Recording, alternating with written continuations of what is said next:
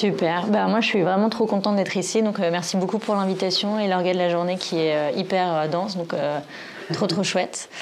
C'est vraiment génial de relancer Techstars en France parce que Techstars, c'est quand même un gros accélérateur au niveau mondial. Je ne sais pas si quelqu'un ici ne connaît pas du tout Techstars. Et ben, tu connais Y Combinator? De nous. Tu t'aurais pu me dire non, comme ça j'aurais dit ouf. En gros, voilà, le truc à savoir, c'est que dans le monde, il y a 2 accélérateurs de référence. Y Combinator, qui est vraiment la porte d'accès sur la Silicon Valley, qui fait des badges de 400 boîtes avec un problème d'accélération en ligne. Et il y a Techstars, qui a 48 accélérateurs en local. Donc la vision de Techstars, c'est hyper inclusif. C'est voilà, de fédérer des écosystèmes, donc c'est très collaboratif, mais de penser aussi que les entrepreneurs peuvent venir de n'importe où et que le but, c'est de leur donner les meilleures chances pour réussir. Donc typiquement, c'est ce qu'on fait. Nous, Techstars, on donne accès à un programme d'accélération incroyable. C'est 3 mois, 13 semaines, avec des mentors de haute volée, des gens qui peuvent changer le cours d'une boîte avec énormément d'interactions au cours de ces 13 semaines. L'accès au capital. En moyenne, les boîtes qui sortent de notre programme, elles lèvent 2 millions d'euros sous 12 mois. Et c'est une moyenne qu'on a fait sur les 2500 boîtes qu'on a en portefeuille depuis 15 ans, qui valent plus de 52 milliards aujourd'hui. Donc, c'est pas le truc qu'on a inventé pour un PowerPoint. Et donc ça, c'est aussi un réseau pour la vie. Là, il y a un bon exemple. Flo, tu connais très bien Techstars. Il y en a certains d'entre vous qui connaissent aussi des alumni qui parlent mieux de Techstars que moi parce que c'est vraiment un truc génial. Moi, là, je suis arrivée il y a quelques semaines et André donc de Captain Vet, il en parle super bien, mais Romaric de Covry en parlait encore en ligne la semaine dernière. J'avais organisé un event avec plusieurs fondateurs, avec Romain de Groover ou Elliot de Stockley, par exemple. Il y a des choses qui ne sont pas forcément matérielles, mais vous voyez, quand vous commencez votre boîte, le temps, il se distend un peu. Il y a des choses qui peuvent aller très vite, et il y a des choses où, au contraire, ça va vous prendre vachement de temps. Et ça, c'est tout le positionnement, de savoir comment se concentrer sur un truc et après bien verticaliser, ou au contraire, prendre le temps pour trouver votre positionnement et puis après pouvoir dérouler. Et typiquement, ça, c'est la compétence de Techstars, d'être capable de vous mettre en face des bonnes personnes qui seront peut-être là pour le bon moment ou qui vont vous servir dans 3 ans quand vous devrez prendre une autre direction. Typiquement, on investit un peu dans les boîtes. On prend toujours 6% du capital qu'on considère comme les fees pour faire partie du programme d'accélération. On vous donne 20 000 euros pour être capable de survivre pendant les 3 mois du programme. Le programme, c'est 3 mois à Paris. En personne, et ça c'est important pour nous, pour commencer, pour réimplanter Techstars en France, et 100 000 euros d'obligations convertibles. Ça, typiquement, le but, c'est de vous aider pour la levée de fonds qui arrive à lever plus de 500 000 euros, et donc nous, à ne pas être trop dilués pour ce tour d'investissement. Du coup, sur le capital, c'est uniquement en EC, c'est ça? Non, 20 000 euros en actions, okay. Et 100 000 en EC. Et ça fait les 6% ça ou c'est... Non, les 20 000 font les 6%. Ok, et donc du coup sur les OC... Ça, c'est un peu comme le mécanisme des BSAR, ouais. Tu as un cap qui nous assure nous de rentrer une valeur, on va dire, bonifiée par rapport aux invests qu'il faut rentrer pour ne pas être trop dilué non plus. Okay. C'est vraiment un positionnement de ce qu'on appelle operating partner. On est vraiment aux côtés des entrepreneurs pour toute leur vie et ça c'est une chance incroyable. Si vous avez envie de lever des fonds, nous, on sera toujours à vos côtés pour négocier, pour assurer la défense de vos intérêts. Bref, ça, il faut encore une fois avoir le retour d'expérience d'alumni pour voir à quel point ça a de la valeur. Pour vous dire peut-être quelques mots sur moi, donc moi, je suis toute fraîche en tant que managing director à Paris. Je suis arrivée il y a 4 semaines maintenant. Donc Flo, tu parles peut-être encore mieux de Techstars que moi. Je suis entrepreneur à la base, j'ai monté 2 boîtes, une dans l'énergie renouvelable qui s'appelle Agroénergie que j'ai vendue aux investisseurs. Une autre dans le digital qui s'est complètement plantée, outil SaaS de réservation en ligne, dont j'ai foiré la vente à un autre grand groupe. J'étais associée dans le startup studio The Family pendant les 4 dernières années. The Family qui est un accélérateur de start-up à Paris. Donc moi, j'ai travaillé avec une petite soixantaine de grands groupes français comme Schneider Electric, Nespresso, L'Oréal, Suez, sur la création de nouveaux business avec des entrepreneurs qui prenaient la majorité du capital, 100% financés par les grands groupes. Donc je connais très très bien les problématiques industrielles et pas mal de sujets dans la santé, dans la fintech.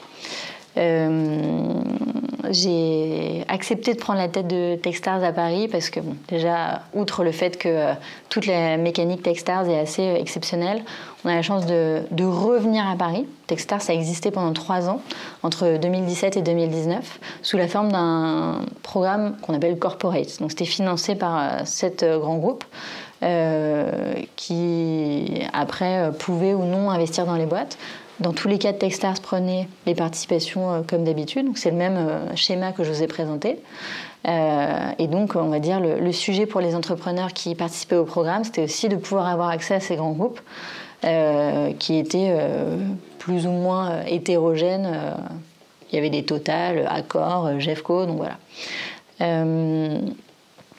Moi, je reviens aujourd'hui avec un programme qu'on appelle City Programme, donc 100% tourné vers les entrepreneurs. Il n'y a plus du tout cette relation avec les corporates qui peut tant être bénéfique quand on est sur un certain sujet que compliqué à gérer si on est sur un sujet qui n'a rien à voir avec le groupe qui est partenaire. L'ambition de Techstars en France, elle est énorme. On ne lance pas un programme, on en lance 2, avec vocation à accélérer. Donc ça veut dire que Techstars investit beaucoup, beaucoup en Europe d'une manière générale et beaucoup en France. On a donc déjà cette capacité d'investir un petit peu au début pour se positionner à vos côtés, mais on a aussi des capacités de réinvestissement après pour suivre, jamais en investisseur principal, mais toujours en co-investisseur avec les investisseurs de notre réseau. Et donc la vision, c'est vraiment que on va accélérer le développement de pas mal de boîtes. Moi, mon sujet, vous l'avez compris, c'est quand même assez axé autour du développement durable, parce que c'est ce que je connais bien, c'est là où j'ai un réseau qui peut aider à grandir plus vite. Donc sans surprise, c'est là où je vais axer mes investissements.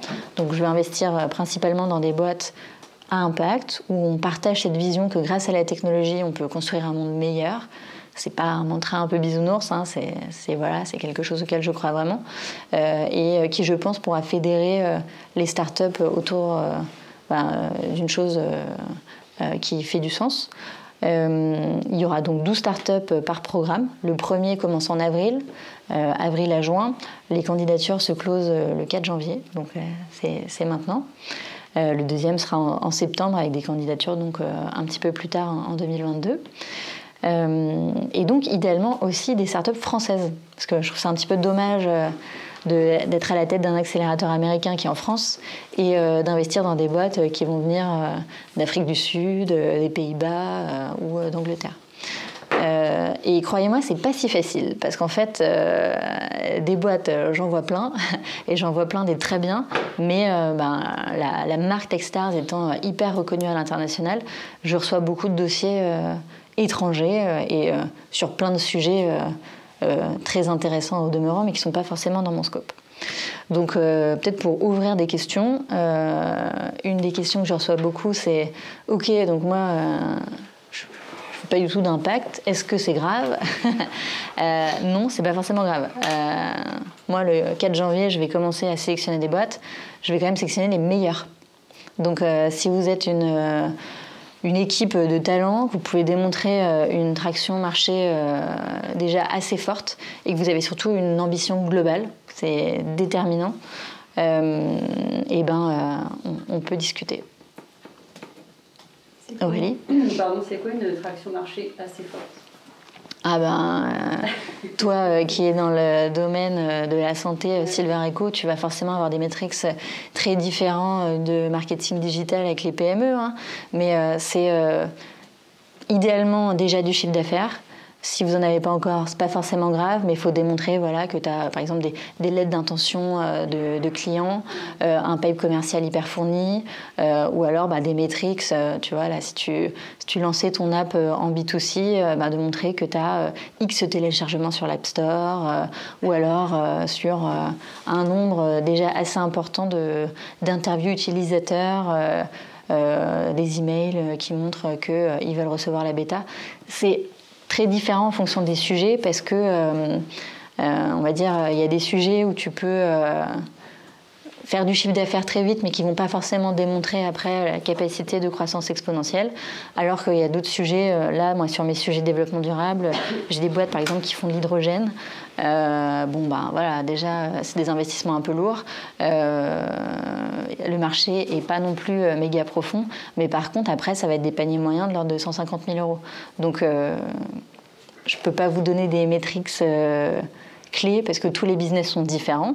Moi, mon enjeu, c'est de pouvoir prendre le temps de vous rencontrer parce que quand on investit dans des boîtes très tôt en early stage, ça reste des histoires de personnes. Et donc moi, je dois comprendre aussi en vous rencontrant si vous avez la capacité de tirer à profit un maximum de ces 3 mois de programme ou potentiellement on va vous tirer dans tous les sens et vous êtes rentré en voulant faire quelque chose et vous allez ressortir en faisant quelque chose de complètement différent. Donc c'est là où le fait d'avoir un business avec beaucoup de traction sur quelque chose de déjà très arrêté et pas forcément le must-have. Je peux donner l'exemple de Covry, qui est une boîte d'une des promos de Paris. Ils sont rentrés, au bout de 2 semaines, ils ont fait un pivot. Aujourd'hui, ils font du DevTool. Ils ont levé, la dernière levée, c'était 5 millions d'euros. Je pense qu'ils vont préparer une levée de l'ordre de 15 ou 20 millions d'ici 6 mois. Une boîte qui a 3 ans, qui a une croissance vraiment comme ça, qui vend presque que à l'étranger, qui a presque que des investisseurs étrangers. Voilà, donc ça veut pas forcément... ça sert à rien de faire un canevas hyper carré où il y a des cases où vous devez absolument rentrer, parce que l'investissement early stage reste... une matière de gens et d'humains et que il faut être capable de montrer que vous avez donc une grande ambition et la capacité de la réaliser. Okay. Et du coup, le early stage, c'est forcément avant une première levée ou ça peut non. Être, Non. Typiquement, alors la moyenne des fonds qui ont déjà été levés par des boîtes Techstars avant de rentrer dans les programmes, c'est de l'ordre de 500 000 euros. Typiquement, Stockly, qui a aussi fait un de nos programmes à Paris, ils venaient de lever 500 000 euros. Ils sont rentrés chez Techstars. Ce qui est un enjeu après pour les entrepreneurs, de négocier avec les investisseurs existants pour qu'on puisse prendre ces 6% au capital. Si vous avez des bons business angels ou des fonds régionaux, ils ne devraient pas avoir de mal à comprendre la valeur qu'une marque comme Techstars peut apporter et le réseau après que ça peut vous ouvrir. Il y en a certains où faire un peu de pédagogie, mais pour moi ça peut faire partie des signes de traction. Encore une fois, est-ce que c'est nécessaire? Pas forcément. S'il y a déjà des fonds levés, c'est quand même pas mal. Okay. Et du coup, j'ai compris, l'accompagnement, j'ai entendu 3 mois à Paris, c'est ça? Exact. C'est 3 mois... Dur. Dur. 3 mois. Le premier mois, en gros, d'une manière générale, ce qu'il faut comprendre, c'est pas parce que vous êtes français que vous pourrez venir une fois de temps en temps au programme et puis que votre vie va pas trop changer. C'est un peu d'ailleurs un challenge pour moi que de me dire je vais me concentrer sur des boîtes françaises, parce que c'est vrai que des gens qui viennent de l'étranger, ils n'auront rien d'autre à faire, donc ils vont être focalisés à 100%. Pour autant, moi, je pense que rentrer dans le portefeuille des boîtes de Techstars à Paris, c'est un truc durable. C'est pas juste participer à un programme de 3 mois. Et justement, là, on est en train de mettre en place pas mal de services auprès des boîtes. On rentre dans un réseau qui est vraiment puissant. Et du coup, on a beaucoup plus d'intimité avec des gens qui parlent la même langue que nous, qui sont sur le même territoire. Mais pour autant, il faut être capable de s'engager. Donc, c'est 3 mois de programme à Paris. Avec le Covid, on espère que ça sera en personne, mais ça devrait l'être. Et donc, faut s'organiser pour être capable d'avoir le business qui continue à tourner. Parce que le but, c'est pas de s'arrêter, de se mettre entre parenthèses, mais bien d'accélérer. Sinon, il faut changer de nom. Et donc, les 3 mois sont organisés en 3 grands blocs, et sachant que de toute façon on design chaque programme en fonction des boîtes qui participent. Le premier mois il est dédié à tout l'engagement auprès des mentors. Donc, pour vous dire à quel point c'est important, ça commence par un événement qu'on appelle Mentor Madness, où il y a en gros 300 mentors qui vont participer, où le but c'est que vous puissiez demander les 3 qui font le plus de sens pour vous. Idéalement, qu'ils ne soient pas les 3 que tout le monde demande, hein, parce que sinon, ils ne seront pas tous dispo. Et après, en gros, une semaine type se partage entre des sessions avec les mentors, des one-to-one avec moi, pour être capable de vous focaliser. On définit beaucoup en amont des indicateurs clés. On en parlait tout à l'heure. En gros, c'est pour vraiment vous dire... voilà votre vision. En fait, comment on y arrive? Qu'est-ce qui fait qu'à court terme, vous allez prouver que vous êtes sur le bon chemin et puis arriver à un but? Alors, pour certains, c'est une levée de fonds. Faut pas non plus être irréaliste. Hein. Là, le programme dure 3 mois. Les fonds, ils sont parfois levés dans les 30 jours après le programme. C'est le cas de Kovri, ils ont levé... plus d'1 million et ils cherchaient moitié moins. Mais il y en a, ça leur prend 1 an parce qu'en fait, ils ne sont pas prêts. Prenez l'exemple de Louis Design, qui est une boîte à Toulouse qui fait des meubles en mode économie circulaire. Eux, voilà, c'était pas leur focus en sortant du programme. Ils ont mis peut-être 5 mois à organiser leur deck et après, voilà, on les a accompagnés sur la levée de fonds. Donc, il n'y a pas que des objectifs de levée de fonds. Il y a aussi vraiment des objectifs business, de se dire comment je m'organise pour scaler commercialement ce que je fais, être vraiment bien orienté et puis être efficace parce que c'est vrai que on a un peu tendance à être sur tous les feux en même temps et c'est difficile de prioriser quand on a encore des petites équipes. Donc voilà, premier OH avec les mentors, one-to-one avec les MD, des workshops très spécifiques sur des besoins communs que vous pouvez avoir, tant des sujets commerciaux que de dev, ça dépend vraiment des programmes et des fits entre les boîtes. Des founder stories, donc ça on essaye d'inviter des founders inspirants qui vont... partager avec vous, auxquels vous pourrez vous identifier ou pas, mais qui vont aussi permettre de vous sortir un peu de votre quotidien puis de vous donner de l'inspiration. Et il y a pas mal d'événements sociaux, des petits déj entre CEO, des bonnes bouffes à l'accélérateur, tout ça pour créer des histoires que vous oublierez globalement jamais et qui font que vous allez pouvoir aussi après vous tirer tous vers le haut, même quand le programme sera fini. Là, je vois la promo de 2018, ils sont super liés. Quand ils sont sortis, alors, il y avait pas mal de Parisiens, ils ont pris des bureaux ensemble. Là encore, 3 ans après, ils continuent à faire la revue des KPI ensemble. Ça leur plaît bien parce que forcément, quand il y a des boîtes comme ça qui marchent super bien, une des meilleures boîtes a levé 17 millions d'euros, on se dit, ah ouais, là... faut que je passe à la vitesse supérieure, faut que je mette un autre truc en place, ou alors ça met un peu en perspective. Donc ça, c'est typiquement l'organisation d'une semaine. Donc premier mois, très drivé par les activités avec les mentors, la création du réseau. Deuxième mois, c'est du contenu qui est focalisé sur l'exécution, donc pur sur votre business. Ce qui ne veut pas dire que vous n'êtes pas en train de travailler sur vos activités le premier mois. Le but, c'est que vous arriviez à tout gérer, donc c'est pour ça que c'est super intense.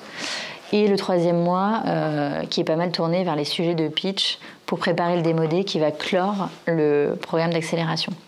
Là, typiquement, le sujet, c'est de vous ouvrir les portes du monde avec Techstar Paris.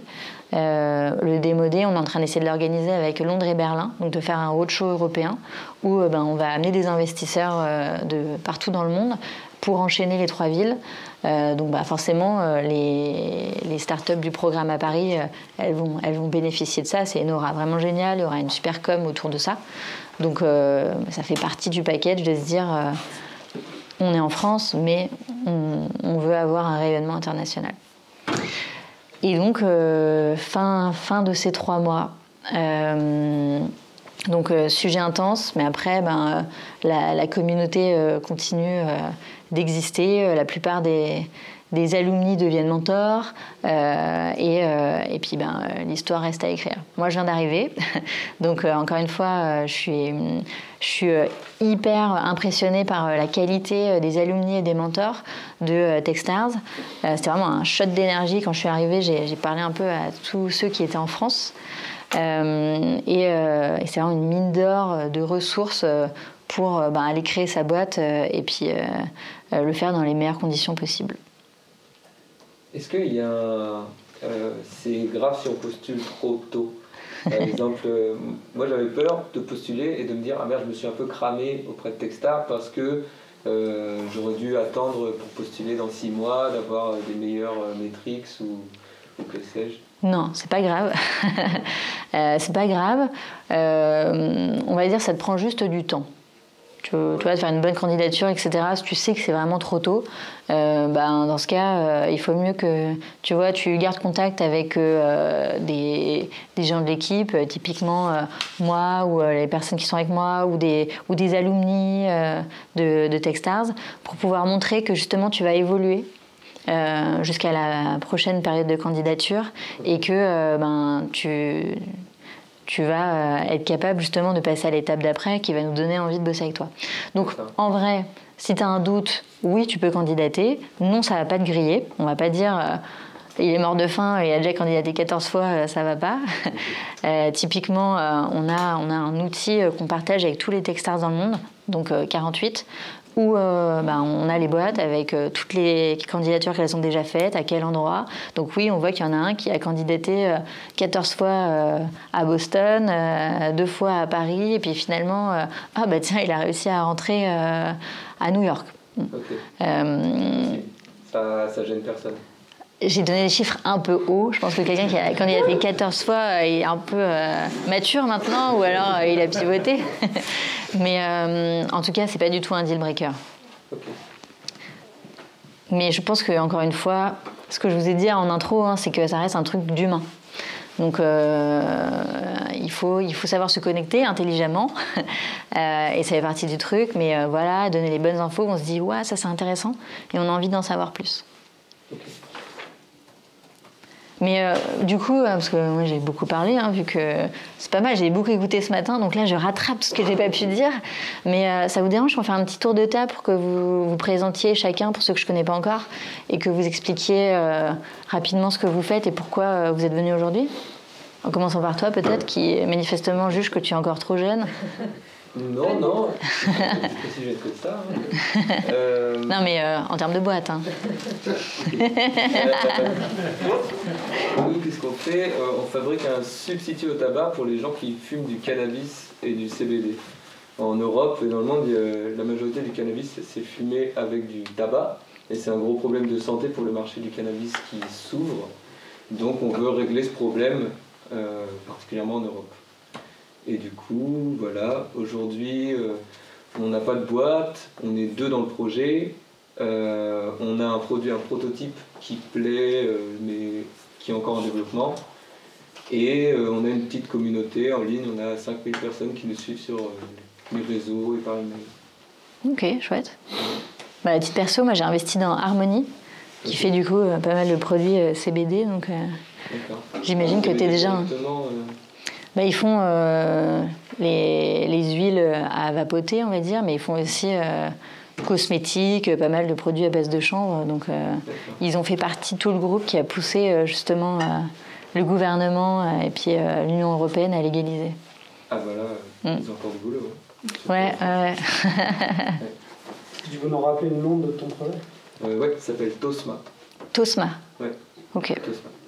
Intéressant. Mais, vous aurez ma candidature. Et les échantillons? 4 janvier. Et toi, du coup? Oui, alors du coup, chez FitUp, c'est un service de cuisine à domicile pour les familles. En gros, on vient en aide aux familles qui n'ont pas le temps de cuisiner. On leur propose des cuisiniers à domicile qui viennent faire tous les repas de la semaine en une session. Du coup, c'est du batch cooking. Et du coup, l'ambition, c'est de au moins se développer sur le territoire national et puis après, pourquoi pas, l'Europe. Et c'est quoi tes premières métriques ?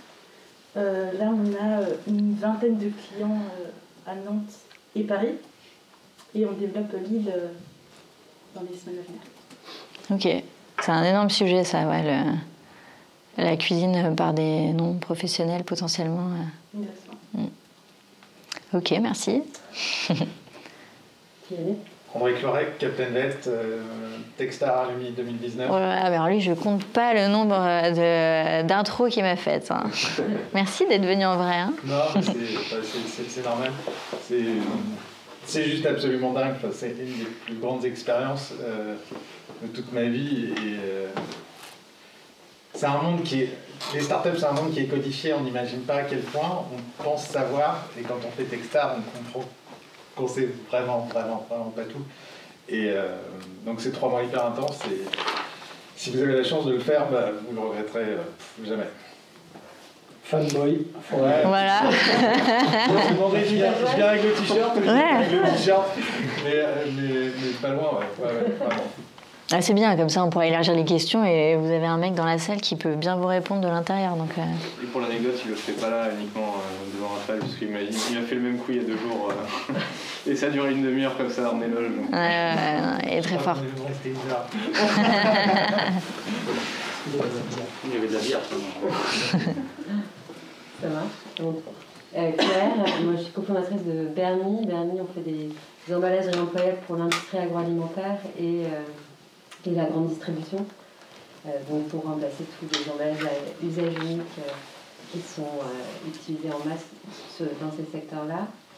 Et nous, on a créé Bernie en 2020 et on a fait un premier pilote en mars de cette année dans un magasin, juste pour voir si vraiment les gens jouaient le jeu de la consigne quand on leur proposait dans un moment d'achat où ils ont 3 secondes pour prendre leur décision. Et ce premier pilote, ça a été vraiment positif. Et du coup, on s'est dit, on va créer nos propres contenants. Donc on a fait ça cet été, on fait des contenants en inox qu'on met à disposition de nos clients et qu'on va venir collecter et laver pour les réinjecter dans le circuit.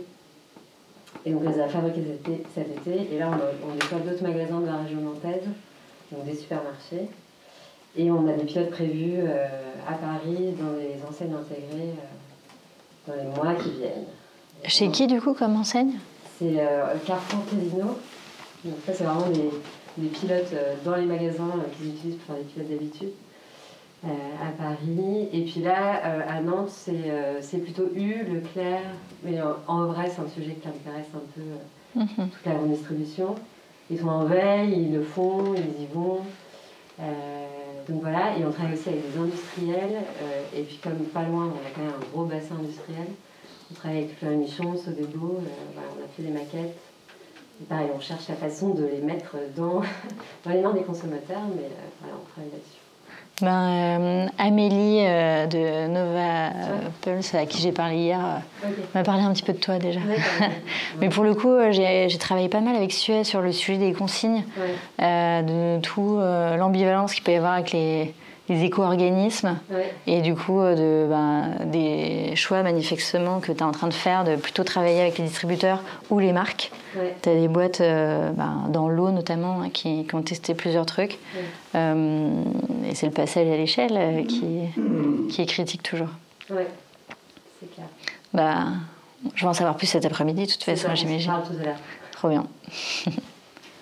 Bon, on se connaît bien, mais peut-être que les autres te connaissent déjà tous. Je pense pas tous, effectivement, certains. Alors moi je suis Amélie, je suis la fondatrice de la startup Timeline. Et donc moi j'ai développé une application thérapeutique pour les personnes atteintes de la maladie d'Alzheimer. Le pain point auquel je souhaite répondre, c'est le manque d'outils adaptés et personnalisés pour à la fois stimuler cognitivement et socialement ces personnes malades et aussi et surtout soulager leur anxiété.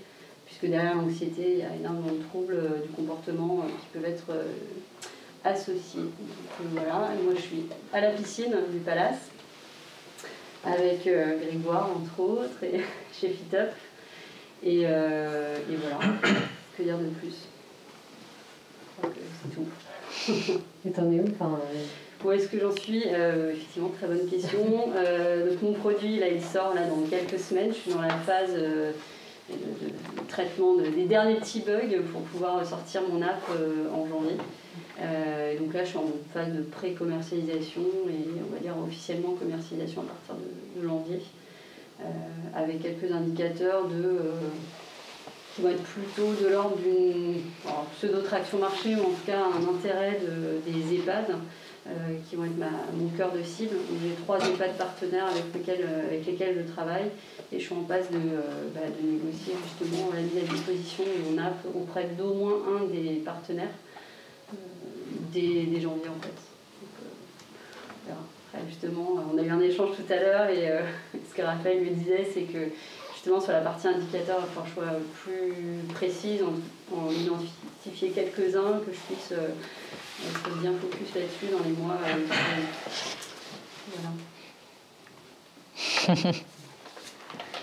Voilà. Romain, du coup cofondateur de Dokeop avec Vincent. On est tous les deux frangins dans l'aventure. Nous, on connaît particulièrement Greg, en fait, qui nous accompagne. En fait, on est membre de Réseau Entreprendre, et Greg nous accompagne. C'est notre mentor, c'est notre guide. Il nous prend la voix. Il nous a dit venez à midi, venez ici. Dokeop, c'est une solution, c'est une plateforme de gestion des documents justificatifs dédiés au sport, tels que le certificat médical. Le pain point, il est assez simple, c'est que la gestion du certificat médical pour les organisateurs d'événements sportifs ou les clubs est une vraie galère. Et avec Dokeop, on a l'ambition d'apporter une réponse. Notre solution permet de tout gérer de A à Z. On collecte, on vérifie, on stocke les documents pour aller, d'une part, faire gagner du temps et beaucoup de temps. Tout à l'heure, tu parlais d'impact social. Nous, au tout début, et encore maintenant, on a du mal à se dire notre produit répond à un impact. Et pour autant, dans la mesure où on va faciliter la vie des clubs qui à 90% sont gérés par des bénévoles, et où c'est un vrai gros sujet, on se dit qu'on a peut-être un biais, ou en tout cas il faut qu'on se focus dessus. Bon, bref, notre marché, c'est le marché de l'événementiel sportif et le marché fédéral. Donc on s'est lancé il y a 2 ans maintenant, on s'est pris le Covid, on se prend encore un peu le Covid en pleine face. Covid égale pas d'événement égale pas de business pour nous. Mais voilà, on avance et... Vous avez une verticale sportive? Pas du tout. Moi, j'ai un background de 10 ans sur le secteur du running. Donc, naturellement, on s'est adressé aux événements de course à pied, trail, marathon, particulièrement parce que c'est des événements très grand public, 5, 10, 15, 20 000 personnes. Mais de fil en aiguille, on a travaillé sur triathlon, cyclo, tout type d'événements sportifs qui nécessitent de gérer des gros volumes de documents. Ok. Voilà. Ma deuxième boîte, c'était dans le sport, dans l'équitation. Et j'étais au sein d'un incubateur sport, le Tremplin à Paris. Ouais. Donc il y avait pas mal de boîtes qui géraient les sujets d'abonnement ou d'affiliation pour les associations.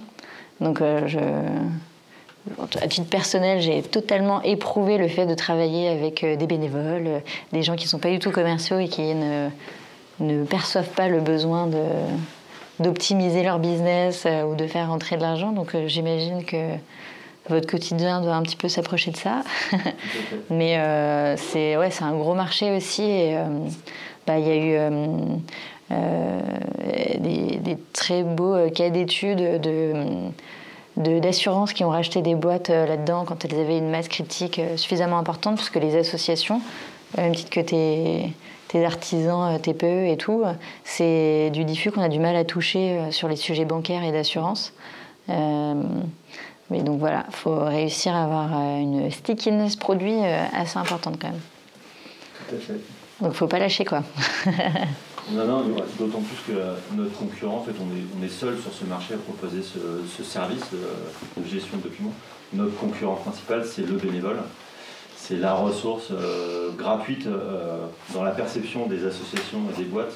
Dans les boîtes, c'est pas tant le bénévole qu'on va mettre sur ses tâches sans aucune valeur ajoutée, mais ça va être le stagiaire, alternant.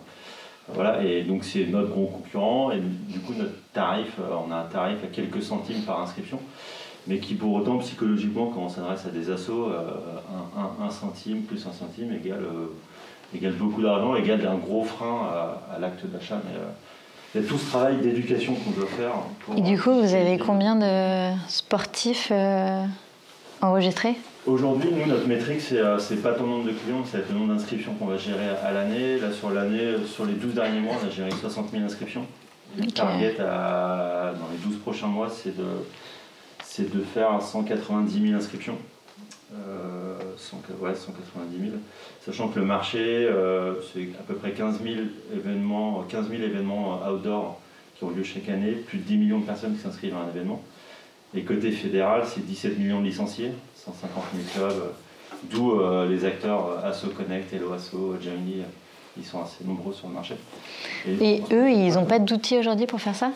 Tous ces outils-là proposent la possibilité de collecter les pièces, collecter les documents, mais à chaque fois, ce sera à la tâche du club ou de la boîte d'aller vérifier ces documents. Nous, notre plus-value, c'est de venir vérifier les documents à la place des clubs. C'est pour ça que les acteurs comme Asso Connect ou Joiny ou autres, l'idée c'est d'aller s'interfacer avec eux pour proposer notre brique de gestion du document, de la collecte jusqu'au stockage. Ok.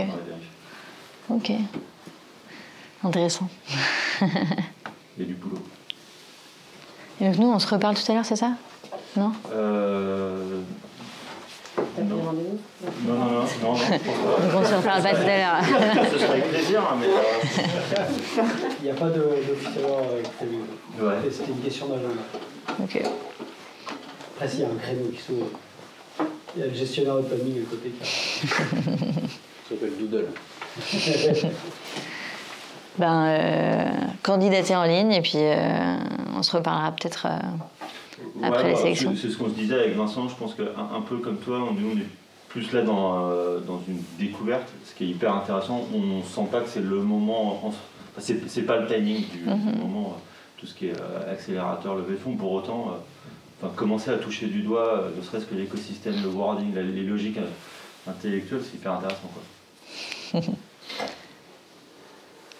Je m'appelle Samuel, j'ai cofondé une startup qui s'appelle Scribe.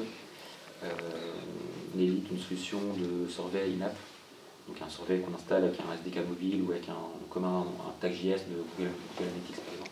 Waouh, il faut rentrer dans le sujet là direct. Hein. c'est le CTO. Ok.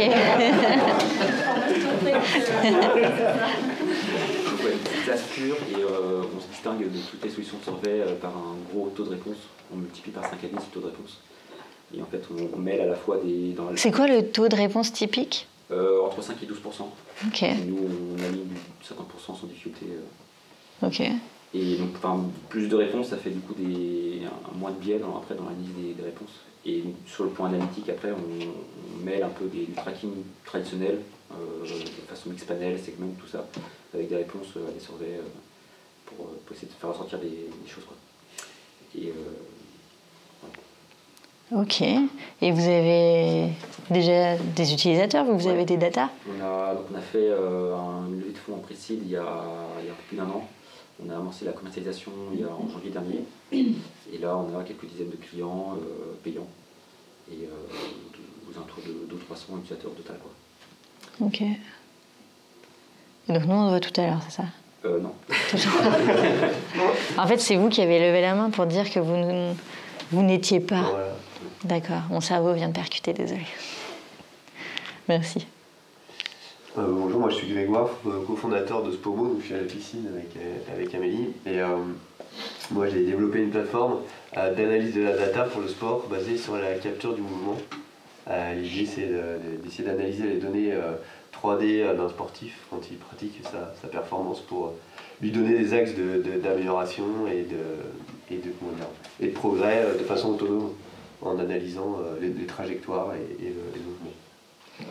Donc c'est pour le running ? Non, alors ça pourrait être pour le running. Nos sports principaux, c'est plutôt des sports avec un support. Parce que capter le mouvement en fait, d'un sportif qui court, c'est assez compliqué parce qu'il y a beaucoup de... C'est pas fixe, t'as pas un référentiel, c'est ça ? Ouais, c'est surtout qu'en fait, on a trop d'articulations en fait. Donc il faudrait beaucoup de capteurs. Et donc pour l'instant, on travaille plutôt sur des supports qui sont mono ou multi-body, avec un ou deux éléments qui bougent. Donc tout ce qui est bateau, karting, sport auto, Voilà, pour essayer après de refaire de l'analyse de trajectoire, de restituer en 3D et de permettre de revisualiser sa performance. Ok. Voilà. Ok, ben intéressant.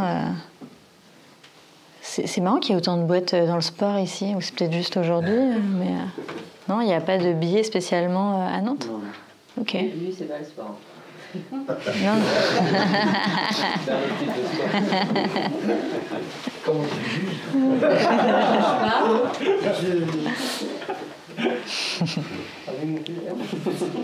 Après, sérieusement, il y a Nantes, ville sportive, mais je sais pas, là c'est plutôt un hasard. Ok. Moi, je m'appelle Clément, j'ai cofondé une entreprise il y a 10 ans qui s'appelle Clever Cloud, qui est très tech. Notre objectif, c'est... Pas mal. Tu connais ? Ouais. Ok. Dans le sport, non C'est sportif, mais non, très tech, c'est-à-dire qu'on aide les entreprises à gagner en temps, en simplicité et en sécurité sur leurs services numériques pour les déployer en fait en ligne. Donc, que ce soit du web, de l'IA ou de la data, on a ces 3 verticales-là qu'on permet de gérer. Voilà, donc globalement, on est surtout utilisé par les développeurs et les développeuses pour qu'ils puissent déployer leurs applications. Mais pour les entreprises, ça leur permet d'avoir des gains de temps assez phénoménaux. On a l'exemple de la Maïf chez nous qui a par exemple multiplié par 8 le nombre de projets web qui peuvent sortir. Voilà, donc c'est ça qu'on... Du coup, ils en font 8 maintenant, c'est ça ? Hein ? Ils en font 8. Non, on n'a pas les premières années, c'est vrai. Ils sortaient un projet par an. Maintenant, en fait, l'usage de Clever, c'est disséminé dans le groupe. Mais on n'a pas que des gros clients, on a effectivement des tout petits entrepreneurs, des auto-entrepreneurs tech qui veulent déployer et héberger leurs solutions sans prise de tête, jusqu'à la banque et l'assurance. Voilà ce qu'on fait. Ok. Et je viens voir Techstars, comment ça a évolué depuis le temps, etc. Cool. Effectivement, on a pas mal bossé sur le modèle de Techstars avec Florian il y a quelques années. Ok. Bah, bienvenue. Moi, je te connais, mais les autres... Ouais, donc pour ceux que je connais pas, même si j'en connais pas mal, je m'appelle Guillaume, je suis cofondateur de la société Regatta. En fait, le principe chez nous, c'est qu'on a dans notre entourage familial beaucoup d'indépendants et de TPE qui ont des problèmes avec le digital et qui savent pas à quoi ça peut servir. Et notamment, ils ont pas compris qu'ils pouvaient ramener du business avec ça. Et du coup, la première chose qu'on a faite pendant un an, là, ça a été de fonctionner en mode agence sur du référencement local. Ça a bien fonctionné, on a réussi à créer une offre packagée. Et aujourd'hui, le challenge qu'on a sur les prochains mois, c'est de craquer un cas d'usage pour pouvoir créer un vrai produit derrière, qui ne soit pas forcément lié au référencement local. On a plusieurs idées. Et pour ça, du coup, on est en train d'associer un CTO grâce au Palace. T'as ici un nid, tu veux dire Ou à Startup Palace. C'est vraiment enfoiré. Non, en fait, c'est un vrai combat. J'essaie de on abandonne le vocabulaire de Palace au profit d'Issioli. Du coup, je vais dire grâce à Mathieu plutôt. Et donc pas grâce à moi. Et donc voilà, et donc du coup les challenges qu'on a, c'était cool de discuter avec Raphaël, parce qu'en effet c'est un sujet de bien se verticaliser pour ensuite aller chercher le produit phare sur un des métiers qu'on a, parce que on a testé grosso modo une 40aine de métiers, donc on a vu assez large, et on a vu des usages assez différents, mais avec quelques points de jonction entre. Voilà. Bon, bah merci pour le petit tour de table. Moi, je pense que c'est important d'insister sur un truc. Alors, André, tu pourras rajouter, mais c'est vrai qu'aujourd'hui, on n'est plus il y a 15 ans, quoi. Le terme start-up, il est devenu hyper en vogue, c'est cool de monter sa start-up et tout. Et en fait, c'est pas grave de pas monter une start-up, hein. J'ai vu une super boîte ce matin. Je sais pas si c'est vraiment une start-up. Et je lui disais, mais d'ailleurs, c'est pas grave, hein, ta boîte, elle cartonne, je pense, et vous avez un super avenir devant vous. Est-ce qu'il faut mieux monter une belle boîte qui va faire 30 millions de chiffres avec 30 millions de marge, ou une start-up qui va avoir levé des fonds, avoir une grande ambition, mais va jamais la réaliser. Il va peut-être avoir levé 30 millions d'euros, mais va se cracher. Donc c'est vrai que là, c'est intéressant pour moi parce que je vois que la mentalité à Nantes, c'est pas forcément celle à Paris où à Paris ils veulent tous conquérir le monde avec des dents qui rayent le parquet, mais il y en a, ils n'ont pas la moitié de ce que vous avez déjà créé. Et donc c'est là où Techstars n'investit que dans des boîtes à ambition globale. Donc par définition, oui, il faut un modèle de start-up sous-tendu par le digital où il n'y a que ça qui vous permet d'être scalable et donc de ne pas passer typiquement du temps pour vendre votre solution. Mais il n'y a pas que ça dans le monde. Il y a aussi des super business. Moi aujourd'hui, je suis là pour vous vendre Techstars et je pense que c'est vraiment génial. C'est une des meilleures propositions pour accompagner votre start-up. Donc, parfois, il y a des mecs comme toi qui sont à la croisée des chemins. Est-ce que je veux monter un super business ou est-ce que je veux en faire une start-up ? Il faut bien décider, c'est un choix. Il n'est pas bon ou mauvais, c'est juste un choix. Mais donc, voilà, moi, je suis là aussi pour vous aider à faire des bons choix. Et d'ailleurs, c'est pour ça que je suis là aussi en physique, c'est pour se parler, pour vous connaître. Oui, je fais des sélections pour Techstars, donc il y en a qui vont rentrer dans mon programme. Et pour autant, on passe du temps aujourd'hui, donc mon but, c'est aussi de pouvoir vous challenger, de vous aider à avoir une réflexion qui va peut-être un peu changer de ce que vous voyez tous les jours. Mais en gros, c'est pas grave si tout le monde ne rentre pas dans les cases qui m'intéressent, moi. Juste une question. Tu dis que tu vois là la différence de mentalité. De culture, de mentalité. Ouais. Ça te frappe ou... Ouais, ça me frappe. Est-ce que c'est une question d'écosystème ? Alors, oui, je pense, parce que quelque part, je pense que, et ce qui est d'un côté très bien, mais en fait, il faut quand même avoir les deux, c'est typiquement, après j'ai vu que 3 boîtes ce matin, mais vous avez tous les 3 commencé par me présenter les choses que vous faites en micro. Le cheminement qui vous a amené un peu jusqu'à la vision finale, alors que typiquement c'est vrai qu'à Paris on va dire voilà moi ce que je fais, alors même qu'il n'y a qu'un PowerPoint et qu'il se passe rien, mais où il y a tout de suite la vision de on va être le meilleur machin qui pose la grosse vision. Et c'est là où on a parlé d'ailleurs un peu avec chacun d'entre vous, cette vision elle est super importante parce que c'est ça aussi qui emmène votre équipe, vos investisseurs, vos clients vers ce que vous voulez faire à la fin. Mais pour y arriver, il faut faire toutes les choses micro que vous avez tous commencé à faire qui vont vous emmener jusqu'à la réalisation de votre grosse ambition. J'ai pas envie de parler de chacun d'entre vous parce que c'est privé ce qu'on s'est dit, mais typiquement, qui est-ce que je peux donner comme exemple cette année, moi, j'ai participé à la création d'une app FinTech où le but, c'est de pouvoir aider en fait les artisans à plus avoir de problèmes de trésorerie. Donc typiquement d'intervenir en amont pour leur dire attention, là on peut faire intervenir un organisme de paiement parce que d'ici 3 mois tu vas avoir un trou et voilà. La vision c'est d'aider les artisans à opérer sereinement leur business sans avoir de problème de trésorerie, mais de façon micro, bien entendu qu'on a commencé par faire à la mano tout l'analyse de la trésorerie avec des Excel, avec la connexion à la mano au compte en banque, tous les trucs qui ne sont pas du tout scalables, que vous commencez sûrement tous à faire aussi parce que y a pas d'autre moyen de le faire. Mais tout ça ne vient qu'à concurrence de cette grande vision où, dans un monde idéal, ou d'ici 6 mois quand vous aurez les moyens, ou d'ici 3 semaines quand les devs auront fini, tout ça sera mis en place.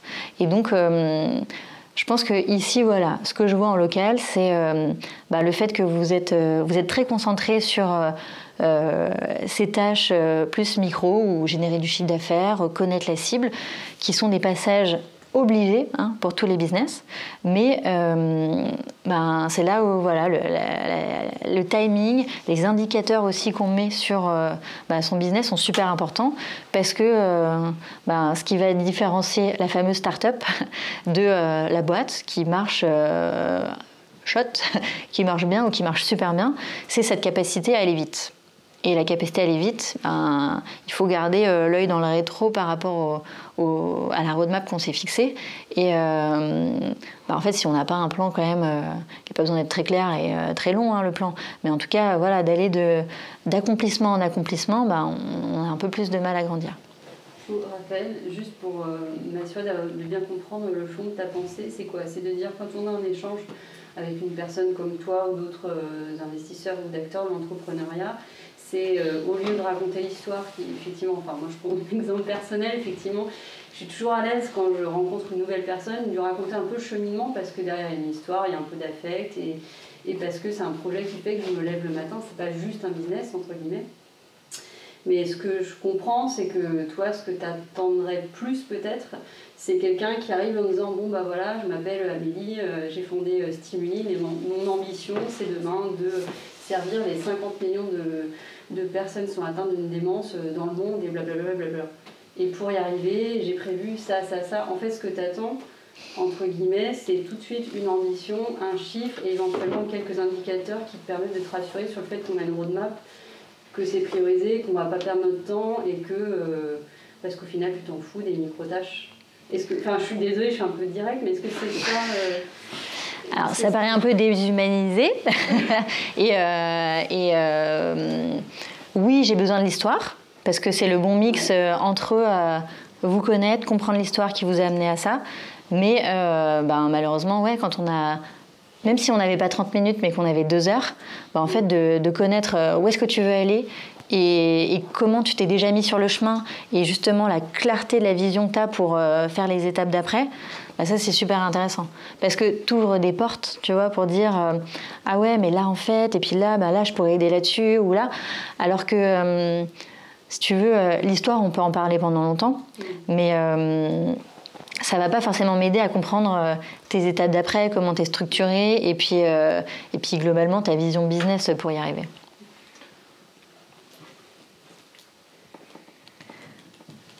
Mais encore une fois, c'est pas une jugement de valeur. C'est pas un jugement de valeur. C'est plutôt la différence entre ce que je côtoie globalement en majorité et l'approche que j'ai découverte ce matin où je vois qu'il y a des super beaux projets et c'est juste que en effet l'état d'esprit est différent et on est plus concentré sur le day-to-day en fait. Mais est-ce que ça veut dire que selon toi, il faut quand même se forcer bien à mettre de côté un peu le naturel qui est un peu complexe d'infériorité, syndrome de l'imposteur, tout ça. Est-ce qu'il faut vraiment le balayer? Ça ne veut pas dire qu'il ne faut pas le faire émerger à un moment donné, mais est-ce que derrière c'est un peu ça le message aussi, quoi? Alors, je vais laisser quelqu'un qui est très bien placé pour répondre. André.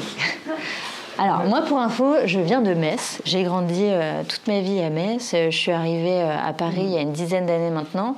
Et je pense qu'en effet, il y a un peu cette scène start-up, comme tu disais, c'est un monde un peu à part. Mais aussi pour des raisons spécifiques. C'est pour ça que je vous ai un peu recadré. Pour moi, ça veut dire quoi une start-up? Et c'est pas grave de ne pas vouloir monter une start-up.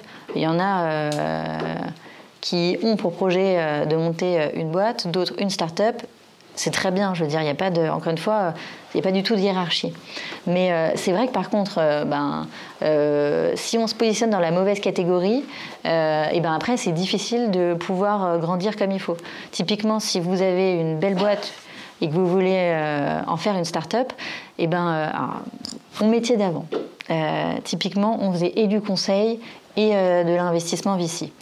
Forcément, quand le métier repose sur faire du cash-in en mode consultant où on a 100% de marge, c'est super difficile après de prendre des risques pour investir dans un business où c'est super risqué et où le cash, il arrivera plutôt dans 5 ans. Donc ça, c'est un exemple hyper concret où quand on a un modèle pas très clair, après, on a du mal à dérouler sa vision clairement et prendre des bonnes décisions. D'où l'intérêt de bien définir vos indicateurs. Mais du coup, quand on se positionne en start-up, d'être accompagné par Techstars, ça ouvre en effet un monde hyper focalisé sur ça. Et tu peux peut-être nous donner un peu le retour d'expérience des clés que ça t'a donné et puis de la capacité à exécuter aussi d'une façon différente que tu n'aurais pas eu si tu étais resté dans ton coin. Il y en a tellement. Il y a tellement. Je savais qu'il fallait que j'arrête de parler parce que. Il y a tellement d'axes. Alors déjà, Techstars, ils ont une thèse d'investissement, c'est un accélérateur, ils mettent des sous. Là, la particularité, c'est que c'est pas des entreprises qui participent. Donc, moi, je trouve ça plus pur dans le montage de financement, mais si je me rappelle bien, il faut que votre marché adressable soit au minimum de 500 millions de dollars pour que vous puissiez normalement. Donc, il faut facilement parler échelle Europe. Et et c'est important en effet de donner la vision. Nous, on est le Doctolib du monde vétérinaire. Le Doctolib du monde vétérinaire, la différence, c'est qu'il y a 400 000 médecins dans l'humaine, il y a 18 500 vétos en France, c'est un marché, il y a une taille de 1 à 20. Si on pitch que ça, d'emblée, on se prend, votre marché est trop petit, etc. Explique-moi comment tu vas valoriser plus. Et moi, je dis, je valorise pas le veto, je valorise le si, je valorise le particulier. Et là, d'un coup, on se retrouve avec un Français sur 2. On se retrouve avec un Européen sur 2, etc., etc. Et donc, je me souviens d'une bio Twitter que je suis allé voir après une founder story du fondateur de Tyler System. Le gars arrive, il nous pitch, moi, seed, j'ai levé 4, et ma série A, c'est 40 millions. Et ça, là, tu as un rapport avec x10, il présente ça, il dit à un moment, on a été en retournement, c'est-à-dire que la boîte a failli faire faillite, parce que la levée de fonds n'était pas fait assez vite. Et ce mec-là m'intrigue énormément. Je vais sur sa bio Twitter, juste pour vous passer ce message-là. Sur sa bio Twitter, il dit CEO of Tyler System, hashtag go big or go home. Et là, d'un coup, et tout de la founder story, c'est-à-dire, ce que j'ai adoré quand je suis allé chez Techstar, c'est que pendant toute la partie concours, la partie candidature, on est dans le fake it till make it. Alors, quelque part, il faut se rendre beau. Et on raconte une histoire, je pense que vous avez tous des problèmes, vous avez tous des trucs que vous n'arrivez pas à résoudre, vous avez peut-être des conflits avec vos cofondateurs qui sont latents, vous n'en avez même pas parlé, vous êtes en train de définir de la meilleure manière votre produit, vous n'avez peut-être pas vraiment réfléchi à votre distribution, et bref, vous êtes dans votre day-to-day, là, dans le quotidien, et à un moment j'arrive, en fait on est en phase de rupture avec un de nos 3 cofondateurs. J'arrive devant Julien Quintard, à partir du moment où on est sélectionné. Donc c'était mon homologue précédent, le managing director, et je lui dis, je sais que j'ai menti, je sais que j'ai pas dit qu'on avait un problème avec un cofondateur, j'ai menti par omission. Et là, la première semaine, il dit, bon les mecs, tous, c'est bon là, vous y êtes, maintenant on se dit la vérité. À ce moment-là, on se dit, ouais, la vérité, ouais, mais quand même, si je lui dis qu'à un moment, il n'a peut-être pas investi dans une boîte où tout le C-level est aligné, donc les cofondateurs, à un moment, ça me pique, quoi, parce qu'on va attaquer la Mentor Madness, etc. Cette phase où on va rencontrer son mentor, et en fait, on peut tout dire. À Raphaël, on va pouvoir tout dire, on va pouvoir dire la vérité. Et les Founder Stories, vous vous retrouvez avec des gens qui ont levé des séries B, donc des montants hyper importants, et qui vont vous dire, ça n'a pas été le paradis, la belle histoire que je raconte là, behind the stage, c'est pas la même chose que ce que moi j'ai vécu. Et ils vont vous donner des choses précieuses, parce qu'ils vont vous dire réellement tout ce qu'ils ont vécu. Et c'est juste dingue parce qu'il y a une réalité. Alors, à un moment, moi, je me suis pris une phrase forte, j'en ai plein, qui résonne encore 2 ans après. Des choses qui vont se passer dans le futur, et au moment où on vous donne la phrase, vous n'avez pas encore compris. Parce qu'il y a des gens qui vont dans la matrice parce qu'ils l'ont fait avant. Et un jour, Julien, il me regarde, il me dit un certain nombre de points pendant des workshops. Il me regarde et il me dit, tu vois, tu viens de comprendre pourquoi tu n'es pas encore un assez bon entrepreneur. C'est assez violent quand on se le prend dans la figure, et il rajoute, mais c'est pas parce que je te dis des choses maintenant que tu es censé ne pas les vérifier et être d'accord avec. 75% des choses qu'il m'a annoncées se sont passées. J'ai envie de dire, big drop. C'est-à-dire que il y a une culture qui est hyper forte. Il y a des choses...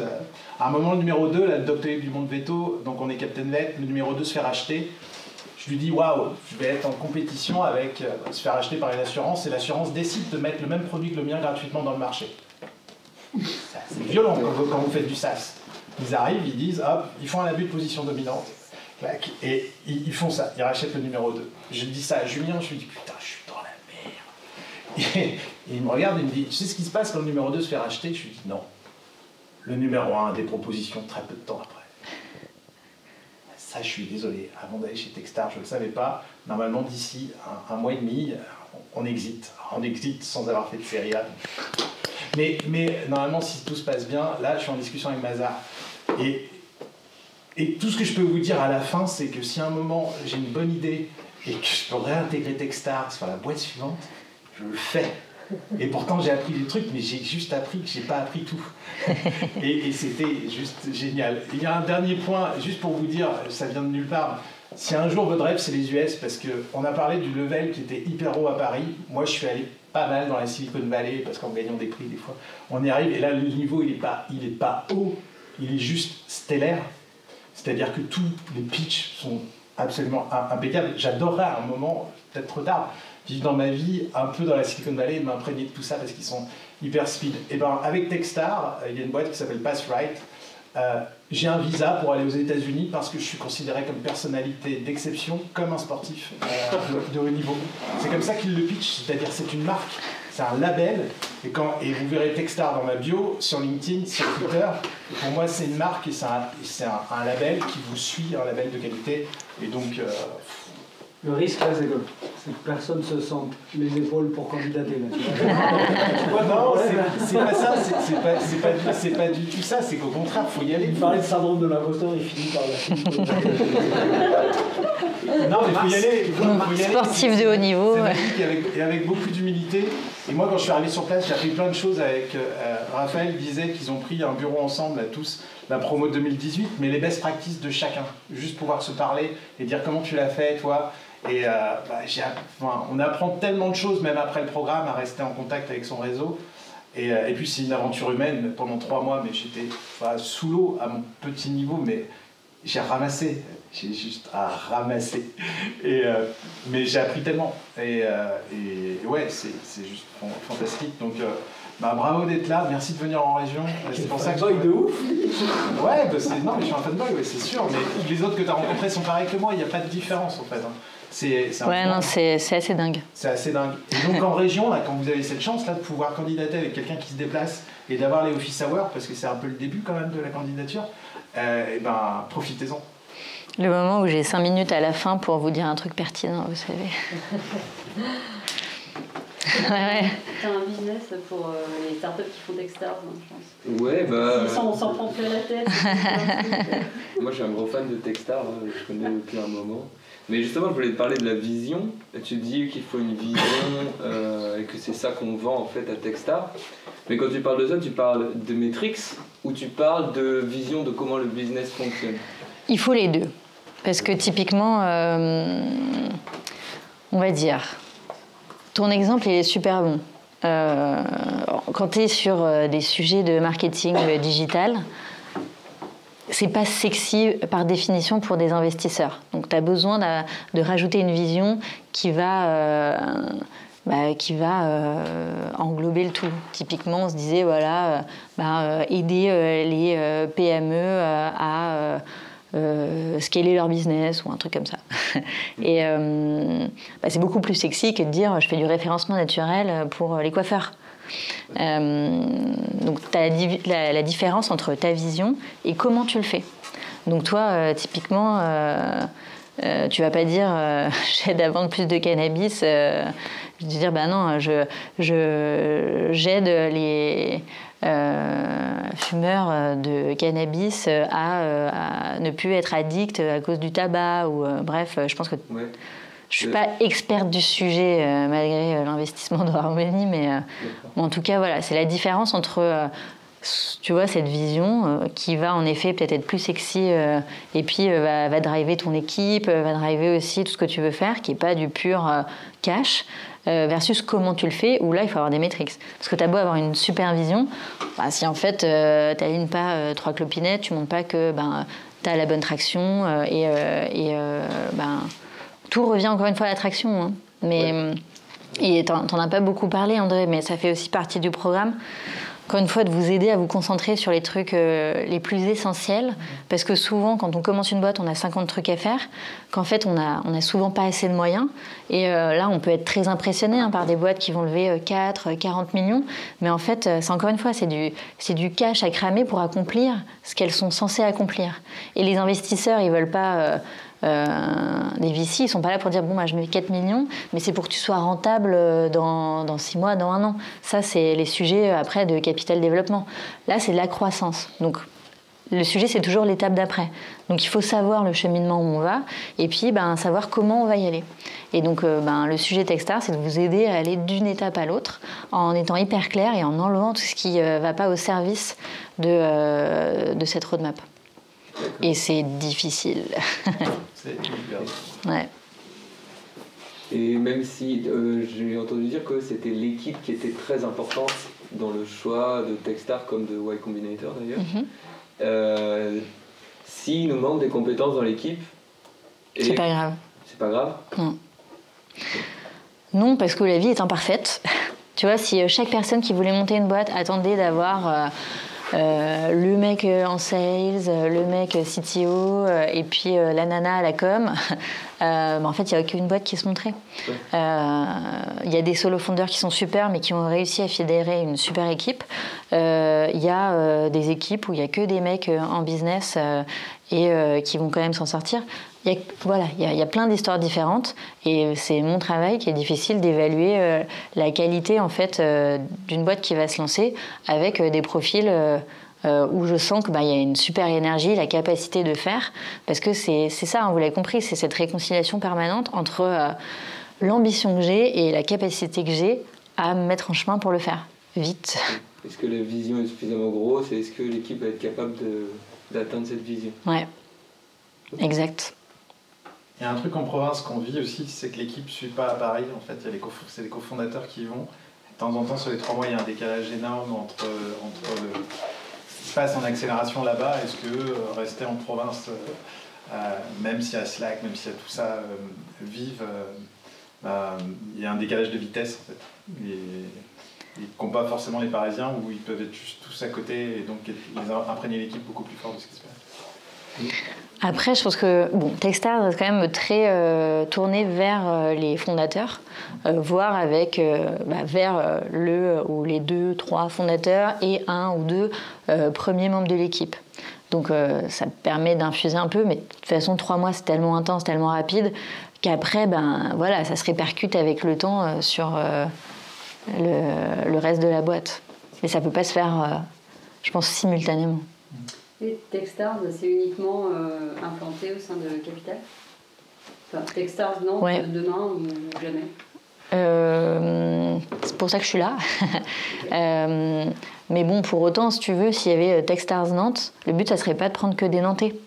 Ma démarche, elle est déjà assez originale de dire, en fait, j'ai un programme à Paris, mais je voudrais prendre que des boîtes françaises. D'ailleurs, il y a des alumni qui m'ont dit, mais prends aussi quelques boîtes étrangères, parce que c'est vrai que même si c'est pas avec elles qu'on garde les meilleures relations, ça permet de voir aussi une façon différente de penser. Je sais pas si je prends des Nantais, est-ce qu'ils vont penser différemment que des Messins, par exemple? Je sais pas.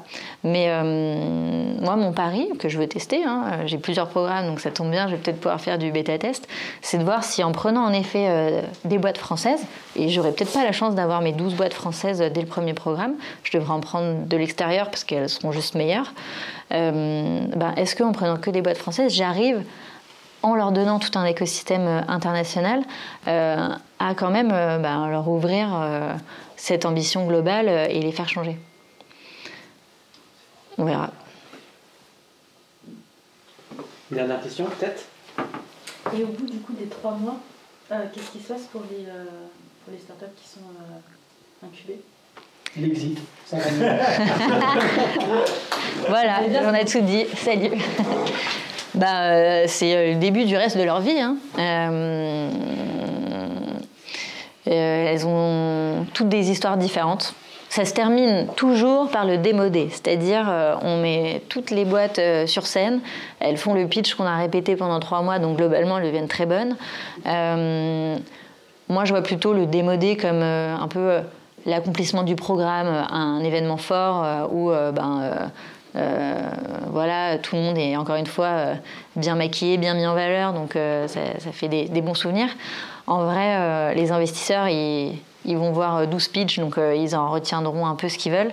Mais par contre, après, ça sera soit votre capacité à mettre en place le playbook que vous avez construit durant les 3 mois, et donc de construire ces indicateurs pour dire en effet, pour grandir à fond, on va avoir besoin de 2 millions d'euros dans 8 mois. Donc là, il faut qu'on construise exactement ça pour accélérer et se dire en effet, c'est plus 20 utilisateurs sur 2 villes qu'il nous faut, mais 100 utilisateurs sur je sais pas moi, 1 km² de ville. Si j'arrive à démontrer ça, là, je vais intéresser tel et tel et tel VC. On s'est parlé vite fait, mais maintenant, si je démontre cette traction, en fait, après, ça va rouler. Les boîtes sont souvent à des niveaux différents, des enjeux différents. Donc c'est là aussi on les aide à organiser l'après pour se dire voilà ce qu'il faut accomplir pour lever des fonds. Par définition, on investit dans des startups. Encore une fois, croissance exponentielle, sous-tendu par le digital. Donc ça veut dire qu'elles vont toutes lever des fonds. Et nous, on n'a pas vocation à mettre des tickets dans des boîtes qui potentiellement seront juste jamais la cible d'investisseurs ou revendues. Et on en a une d'ailleurs c'est marrant, une française à Toulouse, Pictarine. Ils font 40 millions, je crois. Ils sont 25. Donc c'est incroyable. Ils n'ont jamais levé d'argent. Ils ont fait Boston Techstars en 2014. Donc bref, il y a des boîtes comme ça. Mais après, du coup, elle verse des dividendes de temps en temps. Et je pense qu'un jour, elle sera vendue, donc ça sera une bonne affaire. Mais ça reste... je pense que Techstars n'a pas mis un ticket dans Pictarine en se disant qu'ils allaient avoir cette trajectoire-là, quoi. Il y aura une Investor Week après, comme il y avait en 2019 ou pas? Non. Si tu vois, on est en train de designer tout ça. On se rapproche vachement de Londres et Berlin pour faire déjà ce roadshow européen. Donc oui, la relation investisseur ne passe pas que par le démodé, parce que c'est plus le show, c'est sympa, mais ça ne permet pas de créer des vraies relations. Moi, j'ai entendu que les Investor Week, c'est plutôt pas mal avant. Mais en fait, voilà, ça va dépendre aussi de comment on l'organise. Si on veut que ça soit avec des investisseurs étrangers, des investisseurs français... il y a un peu des sujets. Mais en tout cas, ce qui est sûr, c'est que pendant le programme, on ne lève pas de fonds. On se concentre sur son business, quoi, pas sur des levées de fonds. Bon, Raphaël, merci beaucoup. Merci. Merci à tous d'avoir été là. Et puis, je serais très heureuse, dans tous les cas, Techstars ou pas Techstars, de savoir comment vous poursuivez un peu la suite de vos objectifs. Donc n'hésitez pas. LinkedIn, email. Merci. Merci. On peut t'applaudir.